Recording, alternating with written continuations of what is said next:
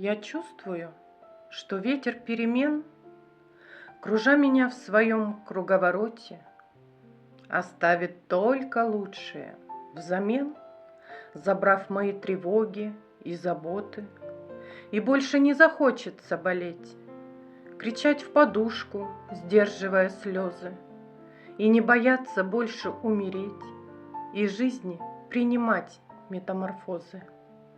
Это и есть цель жизни — принимать, понять, что жизнь — это наслаждение, и каждый день ценить и проживать, как будто он у нас самый последний. Все, что мне уготовано судьбой, приму без ропота и сожаления. Да, я люблю себя, и я горжусь собой. Я есть от Бога, я Его творение.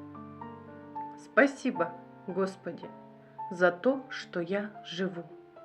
Именно здесь, в этом измерении. И свет любви я в сердце сохраню, что заложил в меня ты при рождении.